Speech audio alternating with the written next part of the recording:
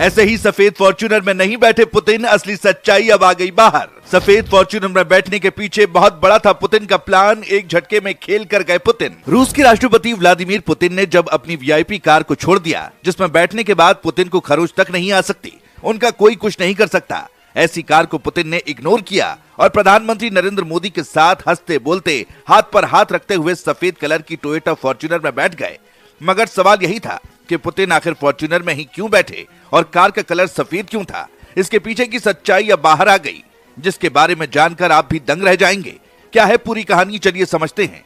पहले यह समझिए कि पुतिन की अपनी कार क्या चीज है। रूस के राष्ट्रपति की ऑफिशियल लिमोजीन का नाम है ओरानुस कॉर्टिस। ये दुनिया की सबसे सुरक्षित गाड़ियों में से एक है।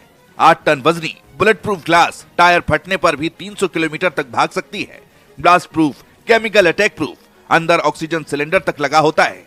यानी पुतिन इस कार में बैठते हैं तो मिसाइल भी उन्हें कुछ नहीं बिगाड़ सकती। लेकिन भारत आने पर पुतिन ने इस कार को एयरपोर्ट पर ही छोड़ दिया और सीधे मोदी जी की सफेद टोयोटा फॉर्च्यूनर में बैठ गए। सबसे पहला सवाल यही है कि सफेद रंग की कार में क्यों बैठे। तो देखिए, सफेद रंग का चुनाव यूं ही नहीं हुआ। सफेद रंग दुनिया में शांति का प्रतीक माना जाता है। जब पुतिन सफेद कार में बैठकर दिल्ली की सड़कों पर निकले तो पूरी दुनिया को एक बहुत बड़ा मैसेज चला गया। रूस शांति चाहता है, आक्रामकता नहीं। खासकर उस वक्त जब यूक्रेन युद्ध की वजह से पुतिन पर दुनिया भर में दबाव है। सफेद कार में बैठकर उन्होंने दिखा दिया कि वो शांति के पक्षधर हैं। एक तीर से 2 निशाने, एक तो भारत के साथ दोस्ती का संदेश, दूसरा दुनिया को ये बता दिया कि हम युद्ध नहीं शांति के लिए हैं। दूसरी बात, गाड़ी टोयोटा फॉर्च्यूनर थी। टोयोटा जापान की कंपनी है। पुतिन ने ना अमेरिका की कोई कार ली, ना जर्मनी की, ना फ्रांस की। जापान की कार में बैठकर उन्होंने पश्चिमी देशों को एक और झटका दे दिया। मतलब साफ था, हम अपनी मर्जी से चलते हैं, तुम्हारे दबाव में नहीं। और भारत में तो फॉर्च्यूनर का क्रेज ही अलग है। पुतिन ने भारतीयों के फेवरेट एसयूवी को चुना, यानी दिल से दिल तक का कनेक्शन। अब तीसरा पॉइंट जो सबसे बड़ा सस्पेंस है, ऐसी भी हवा बनी कि सुरक्षा की वजह से लास्ट मोमेंट पर कार बदली गई थी। कुछ एक्सपर्ट्स का कहना है कि पुतिन की सुरक्षा टीम को कोई इनपुट मिला था, इसलिए उन्होंने अपनी ओरानुस कार को एयरपोर्ट पर ही छोड़ दिया और फॉर्च्यूनर में शिफ्ट कर गए।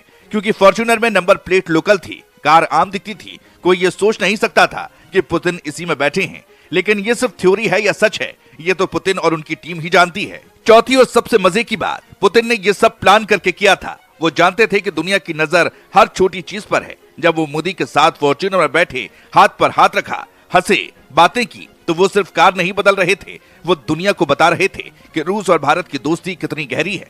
कोई प्रोटोकॉल नहीं, कोई दिखावा नहीं, सिर्फ 2 दोस्त एक साथ एक ही कार में।